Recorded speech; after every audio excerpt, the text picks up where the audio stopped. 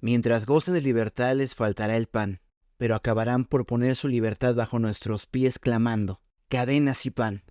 Alexei Karamazov, un joven novicio, acude apresuradamente a la taberna del pueblo para evitar un posible conflicto entre sus hermanos. Al llegar, escucha la voz de su hermano Iván, invitándole a comer. La conducta de Iván intriga a Alexei. Como un escéptico confeso se ocupa en escribir elocuentes ensayos acerca del dominio de la iglesia. Pero es Iván quien se apresura a poner el tema sobre la mesa exponiendo, por una parte, su convicción para vivir con toda la intensidad de su propio linaje, el de un Karamazov, aunque la vida no tuviera sentido alguno, y por otra, que conserva sin embargo la idea de un dios, pero que rechaza la obra de sus manos. Alexei, sabiendo el peso que carga el alma de su hermano, le responde: es verdad, se debe amar la vida antes de darle sentido, pero ahora que ya tienes la primera mitad, entrégate a buscar la segunda y entonces hallarás la salvación. En este punto, en que ambos han establecido las bases de sus posturas, Iván presenta una historia de su autoría, donde explicará su rechazo hacia el caos en que se ha sumergido la obra de Dios, y un modo para resolverlo, a costa de perder la libertad.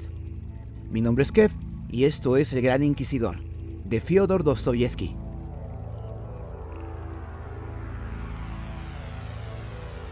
Capítulo 1. Un resumen. El relato del Gran Inquisidor se ambienta en el siglo XVI, en la Sevilla de la Santa Inquisición. Ante el constante clamor por su venida, Jesús decide visitar a la humanidad, antes de su llegada y reino definitivos. Pero un cardenal de alto rango le manda a arrestar, le encarcela e interroga en su celda. ¿Eres tú?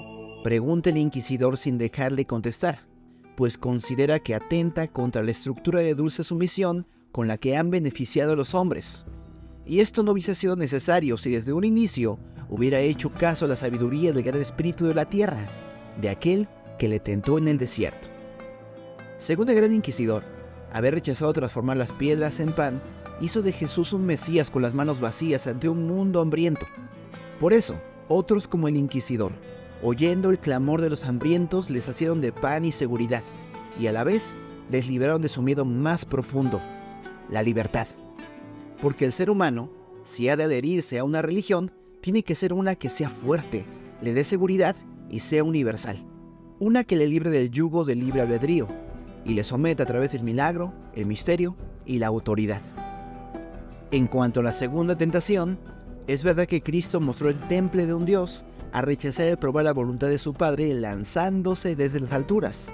Pero el inquisidor le dice que dio un mal ejemplo a todos los mortales que sin la fuerza de Cristo quieran imitarle. Tendría que haberle sometido a través del milagro.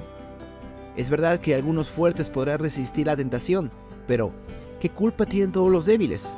El inquisidor entonces se ufana de haber pensado primero en el débil y corregido la obra fallida de Jesús, sometiendo al hombre común por medio del milagro, el misterio y la autoridad.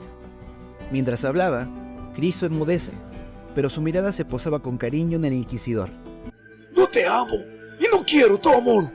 Prefiero tu cólera. Y le revela el secreto de la institución a la que sirve. No estamos contigo, estamos con él. La tercera tentación, explica el inquisidor, la de postrarse ante el espíritu de la tierra, fue el camino que tomaron él y Roma. Hemos tomado el poder, pero aún con todo lo que hemos hecho, aún es el inicio.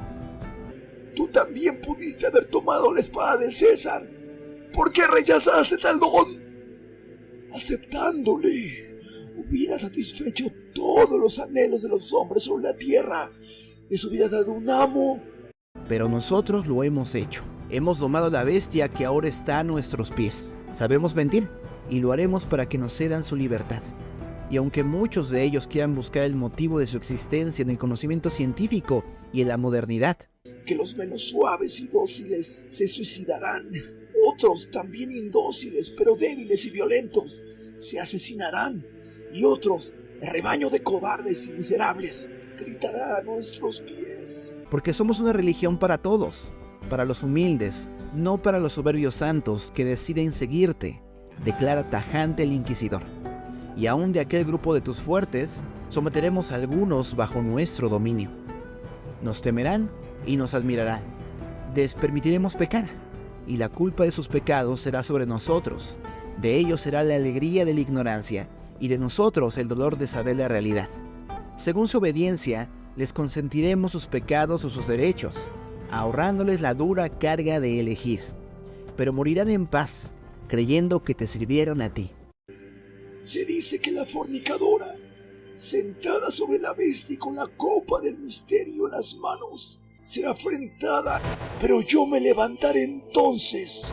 Nos alzaremos ante ti, diciendo: júzganos si puedes, si te atreves, no te temo. Por último, el preso, en vez de hablar, le da un beso que exaspera al inquisidor y le deja salir. El preso se aleja. Capítulo 2. Un violento humanista. Para Iván, autor del relato, la existencia de un personaje como el Inquisidor es posible en la realidad. Es un antihéroe que les trae pan y seguridad a las personas a cambio de su libertad. Alguna vez siguió el camino de Cristo, pero desilusionado del estado al que condenó a su iglesia, busca corregir su obra. Iván está deslumbrado ante la posibilidad de existencia de clérigos como su personaje. Especula que estos permanecen ocultos en altas esferas, y que no son solo los jesuitas, y está aparentemente de acuerdo que sea así. Esto puede explicar el apoyo que expresa en sus escritos a la extensión del poder político del clero, pues ve en la intención de la Inquisición el camino para apaciguar la ansiedad de la humanidad. Al final del relato, Alexei acusa de absurdo el personaje del Gran Inquisidor. Si hay un móvil que dirige a los inquisidores, declara, no es un amor sacrificial ni un humanismo. Para él, la motivación al expansionismo rapaz de la sede romana es el hambre de poder. Muchos ven en este escrito una profecía de la etapa que estaba por cursar Rusia. En 1879, cuando Dostoyevsky da lectura a su escrito ante estudiantes de la Universidad de San Petersburgo, introduce el texto de la siguiente manera: cuando la fe en Cristo es adulterada y confundida con los propósitos de este mundo, entonces también se pierde el sentido del cristianismo. La mente sucumbe a la incredulidad, y en lugar del gran ideal de Cristo, solo se erigirá una nueva torre de Babel.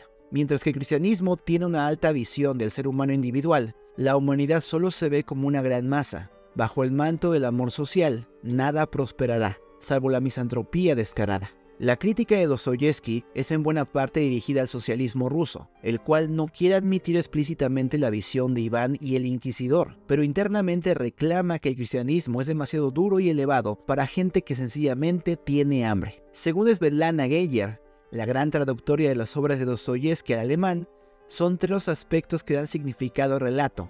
Número 1. Una crítica al occidentalismo encarnado en la Iglesia Católica y su sed de poder. Número 2. La visión humanista pero poco interesada en el alma humana de Iván. Y 3. La libertad como derecho humano entregado por Dios.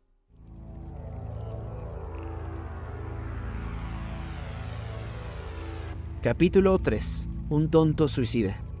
Volviendo a la narración, Iván insiste en que el materialismo no puede ser el único móvil de estos hombres fuertes como su inquisidor. A lo que Alexei responde que esos supuestos fuertes no tienen otro misterio que su propio ateísmo. E Iván reconoce que es verdad. Alexei ha visto cómo su hermano se exaltaba a medida que narraba su relato, y en varios momentos ha resistido el interrumpirle, no tanto por defender sus propias convicciones, sino por el trasfondo que motiva el relato de su hermano. Tú no crees en Dios, dice con tristeza el hermano menor. Tú estás con él, es decir, con el inquisidor. Para Alexei es claro que ha proyectado su propia personalidad y reproches en el inquisidor. La frase de Voltaire, si Dios no existiera, habría que fabricarlo, es el primer mandamiento de su religión personal. En cierto grado, el inquisidor ha anhelado reunirse con Jesús para escupirle todas las cosas que siente. Es como si él mismo formara parte del clamor que invoca al Cristo al principio de la narración, no como el hijo que amorosamente espera el consuelo del Padre, sino como el huérfano que espera conocer a aquel que le abandonó para soltarle un puñetazo en la cara. Iván, al igual que Dmitri, Alexei y Smerdyakov, el otro hijo de Fyodor Karamazov, han sufrido el abandono de su padre. Cada uno ha tenido que lidiar con este hecho. No resulta extraño ver que el único hijo que ha logrado reconciliarse con su padre sea también el que tiene una visión positiva acerca de Dios. Y ni siquiera una ingenua o romántica, sino una que por una parte puede reconocer los vicios de su padre y sin embargo seguirle siendo fiel, mientras enfrenta con vigor el mundo que le tocó vivir, a la vez que busca en la vida religiosa las respuestas a sus inquietudes. En su trayecto, tuvo la fortuna de encontrarse con el Stare Zosima, figura respetada en el clero local, y quien resulta en un padre mucho más benévolo que le asiste sin querer retenerle para sí. Alexei es un hijo noble que al ver a su hermano pródigo correr lejos del regazo de Dios, le sigue para ofrecer el calor de un hogar, porque comprende que el camino que persigue no será solo de cerdos y algarrobas, sino de muerte. Pero para Iván, la compasión en los ojos de otros no hace sino llenarlo de odio y hacer que se aferre con más fuerza a su proyecto de vida. Iván contesta: no pienso unirme a los jesuitas y pretender corregir su obra, sino llegar a los 30 años y después romper mi copa. Alexei le dice, casi como un vaticinio del futuro, que cuando se quede sin el amor a los tiernos brotes, las tumbas queridas, el cielo azul y la mujer amada, es decir, el amor a la vida, terminará con un infierno en el corazón que finalmente lo llevará al suicidio. Iván le expone que encontrará algo para aferrarse a la vida, como vicios, la dignidad de su apellido o inclusive a considerar que todo está permitido. Interrumpe Alexei usando las palabras de su hermano que dijera el día anterior. Alexei ha dado en el blanco, a pesar de los continuos esfuerzos de su hermano por evadir el problema central. Si no hay Dios, no hay moral, cordura o siquiera un motivo para vivir. El final de este encuentro ocurre cuando Iván ve que su hermano no es alguien que aplauda lo excéntrico de su pensamiento, aún ante su férrea convicción de continuar con él. Alexei le besa, tal como el Jesús del relato besa al inquisidor. Iván se despide diciendo que si llega a perderle el gusto a la vida, se volvería a reunir con él, antes de quebrar su copa. Capítulo 4. Una dictadura perfecta. Ya hemos dicho que Alexei creía absurda la existencia de individuos como el inquisidor, ateos que en un acto de supuesta humanidad se sacrificaban en vivir una vida de mentiras para salvar al débil que no podría seguir los preceptos del cristianismo, pero que continuaban creyendo en que el dogma impuesto por el milagro, el misterio y la autoridad le salvaría. Sin embargo, hay dos figuras que considero que el joven novicio podría admitir sin reparo. La primera es la del que engaña para perpetrar el poder y dominio absolutos. El dictador que desde una silla papal o cualquier otra posición clave esconde realidades incómodas a los pobres, desposeídos e ignorantes para perpetuar su poder. O'Brien, personaje de la novela de 1984, es ejemplo de ello. En este libro, O'Brien encabeza el movimiento de rebelión al sistema de dictadura del Big Brother, que vigila y norma la vida pública y privada del hombre. Pero más tarde se revela que esta era solo una fachada de un mecanismo del propio sistema que buscaba captar a todos los individuos disidentes para prevenir las rebeliones antes de que siquiera inicien. En cierta parte del diálogo final, entre O'Brien y Winston, protagonista de la obra, este le dice que al final, aunque nadie más sepa la verdad, algo en el universo le castigará. Pero habiendo sido convencido de la superioridad de O'Brien, y después de muchos interrogatorios y ejercicios de programación mental, Winston admite que ya no podía seguir luchando con el partido. Además, el partido tenía la razón. ¿Cómo iba a equivocarse el cerebro inmortal y colectivo? ¿Con qué normas externas podían comprobarse sus juicios? La cordura era cuestión de estadística. Solo había que aprender a pensar como ellos pensaban. Claro, la libertad es la esclavitud. 2 y 2 son 5. El poder es Dios. Finalmente, lo aceptaba todo. El pasado podía ser alterado. El pasado nunca había sido alterado. Ignacio de Loyola, primer general jesuita, declaró: debemos siempre tener para en todo acertar que lo blanco que yo veo, creer que es negro, si la Iglesia así lo determina. Este nivel de sometimiento es al que finalmente aspira el gran inquisidor, aunque fruto de la gratitud ingenua. Digamos que el Big Brother va un paso más allá, al crear convicciones mentales infranqueables.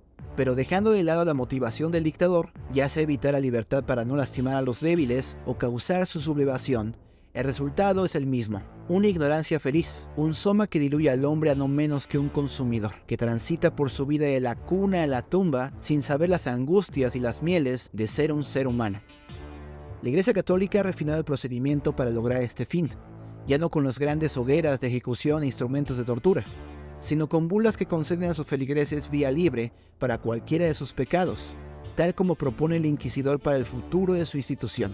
La doble verdad de ver algo negro y blanco a la vez es ya una realidad alcanzada para los millones que continúan en las filas romanas. Por eso es tan importante para el catolicismo la eliminación del raciocinio personal, del libre examen de las escrituras y el sometimiento global de la cristiandad y la humanidad a las directrices de un perfecto magisterio, una perfecta dictadura que una a los hombres y les libre de los peligros de su razón individual. El diablo se halla en tu mente, deshazte de ella y entréganos su libertad, y te libraremos del fuego eterno y de todo el dolor de transitar por el yugo de la elección, nos dicen. Por ello, como dice el renombrado C.S. Lewis, la verdadera razón por la que no puedo estar en comunión con vosotros, los católicos, no es mi desacuerdo con esta o aquella doctrina romana, sino tener que aceptar su forma de iglesia, no aceptar un cuerpo de doctrina dado, sino aceptar de antemano cualquier doctrina que vuestra iglesia produzca en adelante. Es como si me pidieran estar de acuerdo no solo con lo que un hombre ha dicho, sino también con lo que va a decir. De igual forma para el progresismo, heredera de varios valores del socialismo, es clave lograr la hegemonía del discurso y cerrar los oídos propios y de los demás a razones y perspectivas diferentes a las que oficializan los grandes conglomerados de medios. Esto es tan cierto para el fundamentalismo religioso como para aquel fundamentalismo que se autodenomina progresista. Capítulo 5. Un salto de fe. La otra figura que podría admitir a Alexei como creíble, en vez de la del inquisidor, es la del subalterno con dudas acerca de su fe. Este tiene el amor que dice tener el gran inquisidor por la humanidad, pero no la intención de someterle. Sabe que su labor es importante para asistir al alma ansiosa que busca respuestas, y por ello no hace de su vida una inquisición que use el misterio, el milagro falso o la autoridad para someter a otros, pero sí que miente al mostrar una apariencia de estabilidad para no afectar a los demás. No atina a dejar su fe, en postergación de las preguntas finales que esto implica, o por las explicaciones que tendría que dar a otros. Permanece fiel al rito, quizás intentando cambiar de a poco las situaciones de opresión, quizás usándolo para no enloquecer, quizás esperando recuperar la creencia perdida, o para salvar a otros de un camino similar. Para este tipo de inquisidor, las sospechas del engaño del clero, o su confirmación, pueden ser la gota que rompa la delicada tensión en sus vasos. Probablemente sean ellos los que saliendo de la iglesia, llenos de la rabia característica de quien habiendo amado mucho, ahora odia todo lo religioso con suma intensidad. ¿Quiénes son aquellos que caminan en terreno tan lodoso e inclinado? En el protestantismo se mantienen ocultos, algunos ocupando puestos de liderazgo hasta que algo los obligue a salir del closet, mientras que el bien hecho a otros o el pecado les son anestesia para calmar sus crisis de fe. En el clero católico, más permisivo las diversidades, hablan sin tapujos de su falta de fe y transitan a la vista de todos por un camino que ya muchos caminan. No por nada hay teólogos que siguen formando parte del clero a pesar de que se asumen como agnósticos o ateos. Søren Kierkegaard, uno de los padres del existencialismo, denunció los males que aquejan la vida del individuo cristiano en la iglesia de Dinamarca, justo en la dirección que hemos abordado. Cuando vemos una institución corrupta hasta el tuétano, ¿cómo podemos salir bien librados de nuestras crisis de fe?, se pregunta de continuo. En este punto se encuentra Iván, que se rehúsa a enfrentar las implicaciones de las conclusiones de las que ha llegado. Al borde del acantilado, sin nada que comer en un terreno yermo, decide permanecer allí dando vueltas a una vida que carece de sentido, porque saltar hacia la institución como los que se entregan al dominio del inquisidor ya no es opción para él. Ha cometido el error de saber la realidad del engaño. Ya no puede vender su libertad a cambio de seguridad como los pobres débiles que atina a rescatar Roma, porque sabe que rescate es falso. La dosis de soma ya no hará efecto en él. Alyosha le sacude con violencia para que admita su condición, que reconozca que hay un verdugo que le persigue con su mismo rostro y que antes de que cumpla los 30 cercenará su cabeza. Solo le queda un camino, y es el único que rechaza, el de saltar al vacío hacia la creencia en Dios, el de escuchar la voz de su hermano que le propone darle sentido a su vida y por fin vivirla sin ese acto teatral de dejarse a los vicios, placeres y saberes como el autor de Eclesiastés. Le propone seguir adelante hacia un Jesús desechado por la institución, aquel que susurró al inquisidor al salir de la celda: sígueme. El salto de fe de Kierkegaard es la invitación a desechar todas las concepciones de Dios que no partan de la experiencia personal. Es recordar lo que dijo Jesús en el desierto: no solo de pan vivirá el hombre, sino de todo lo que salga de la boca de Dios. aun cuando no se logre ver el milagro, el pan o la seguridad que tanto anhela el espíritu del hombre. Sígueme es la invitación a dejar la mortalidad, mientras se reconoce la mortalidad, a ser fuerte aceptando la debilidad, a ser el hijo pródigo que regresa y se deja amar por el Padre, a quien ahora imita, a sentirse a salvo con una salvación más grande que la que ofrece el mundo, con las manos llenas de espejismos de pan y seguridad. Porque el humanismo al que aspira a la dictadura del inquisidor es todo menos humano. Porque ¿de qué le servirá al hombre ganar todo el mundo si pierde su alma? El relato del Gran Inquisidor ha sido objeto de estudio de grandes personajes de la humanidad, como Nietzsche, Max Weber, Sigmund Freud, Albert Einstein, Martin Heidegger, Albert Camus y un largo etcétera, que como el hombre contemporáneo nos hemos cuestionado el papel de la libertad humana y el debate de si es un regalo o una condena.